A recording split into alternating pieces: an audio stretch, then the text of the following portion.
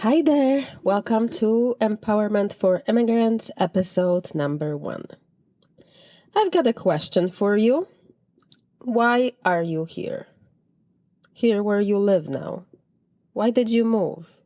Do you like your reasons? Was it for love? Was it for work? Was it for education? Or was it for a better life? I moved for love. My husband stole my heart when I was working as an au pair in 2005.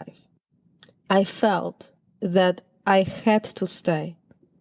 People sometimes ask me, how did I make this decision? It's such a big deal and so much unknown. Honestly, I just decided to take a risk.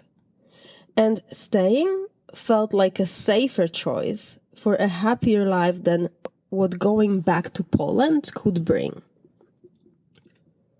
Why? Because I thought of a future back in Poland without them. I saw myself alone in the future, having deep regrets because I never got to live this life next to a man who truly loved me. A man I loved too. I saw myself in a relationship with someone else who was not him, someone I would constantly compare to Jim. I knew deep down that this was meant to be. Us together was to happen. So why did you move? Similar reasons, or was it for work? A better life? Maybe a new start?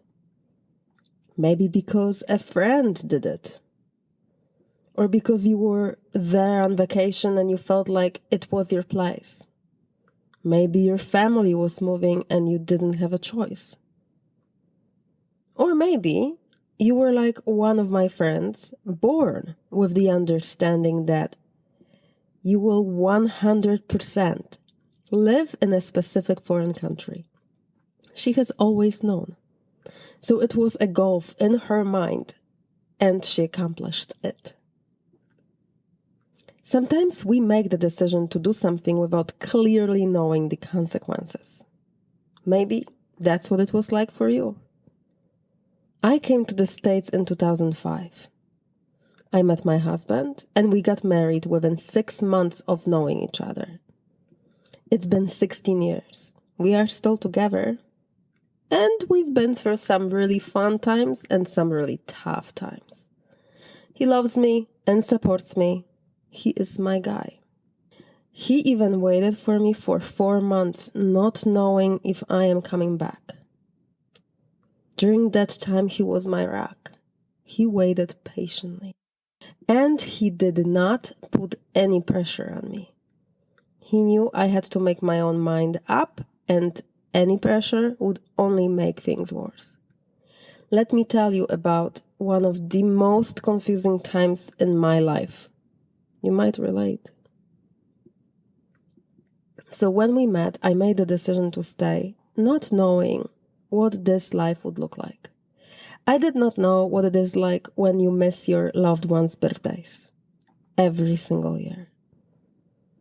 Or how it feels to realize you will not have the Polish Christmas traditions because without the people you used to share them with, it's not the same.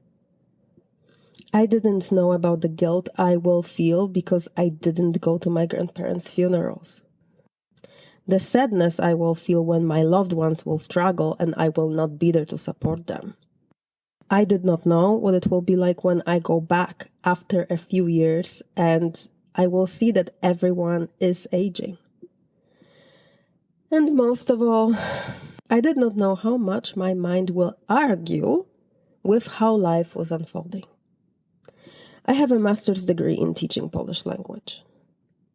I never got to work in my profession here in the States. Instead, I've been doing a lot of other things. I've been a photographer/studio manager, a sales consultant, waitress, senior moving assistant, inventory manager, and marketing specialist. For many years, I argued that since I have my degree, I should not be doing some of these jobs, that they were below me. My ego, that poor ego, it got bruised over and over and over, not by someone else, but by my own mind. I made it mean that I was somehow not the person I was supposed to be, and that my life was not what it was supposed to be. I felt conflicted within, confused. So, what would I do then? I would for years blame other people for my unhappiness. Colleagues, friends, family members. My mind was looking for what was wrong in life and in my relationships, and it always found it. I was not accepting my life as it was. I thought it should be different. I was not loving my life. Deep inside, I was starting to hate it. I did not know how important it is to examine your thinking. So I kept on trying to change my life to make it feel better. Getting a different job, a different car, different friends. The result of all of this was that I felt stuck in this unhappiness. I was not connecting deep within myself to find out what is really off. Why? Because I felt this guilt. I felt that I should not be thinking any of this, and I should not be feeling any of this, that I should be happy with my life, period. Because my life is so much better than many other people that I know. So I was not connecting to any of the deeper reasons for this mental drama. And I was stuck in this unhappiness for a long time. Today I know that what was really happening is that I was going through an identity crisis. My mind was doing a lot to prevent me from accepting what is. It was supposed to be different, I thought. Yet here I was, living far away from my loved ones, and things were not as I imagined they should be. I blamed others, never myself. Because of that, I could not address the issue. And I was the one creating the problem in the first place. To be honest with you, it felt like there was a war happening inside of me. Both sides fighting were fueled by the same force, my mind. And this lasted for years. I finally gave in. I did what I thought would help. I quit my job, I sold my car, and I left for Poland with one-way ticket, not knowing if I'm ever going back. I thought I would, but was I sure? No, I really wasn't. To make things more confusing, I loved my husband, and I felt loved by him. You see, it was tough because there was so much love in my life too. And we had a wonderful dog. She was like my kid. She was a Basset Hound mix, and she had many names, but the one that fit her personality the most was Coco. And I loved my Coco. I will make sure to share her picture with you on the episode page so you can see her. And if you love dogs, look at that picture. She had the sad Basset eyes, and she was just wonderful. So when I was leaving, I was crying my heart out. And I remember waiting for that first plane in Grand Rapids, confused and heartbroken, writing in my journal that I don't know what I'm doing and why. So now you might wonder, did it get better when I went back to Poland? No, it didn't. It got worse. Hold on, I gotta roll my R here. It got worse. Worse. I thought just being in Poland would somehow bring the clarity I needed. But guess what? It turns out that if you bring a confused mind to Poland, it will remain confused. To make it worse, I chose to disown my higher guidance, since it was not doing what I thought it should. Yeah. Mentally, it was a tough time, friends. A tough time. But reflecting on it today, I see how life carried me even then. I ended up spending a lot of time with my maternal grandma, on her farm in a tiny Polish village surrounded by beautiful oak forests. Her home has been a safe landing in my life, and this time it was that exact spot I needed. Warm kitchen with tea, always waiting. Delicious warm food, or ready to be reheated, waiting. The accepting, loving kindness. I felt the safest there.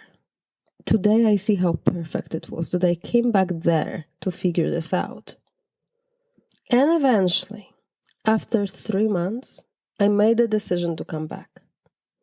I decided that I am to live my life next to my husband no matter where we live physically. You know what happened? This decision completely freed me. It released all the drama. It calmed my mind and my heart. That war within me stopped.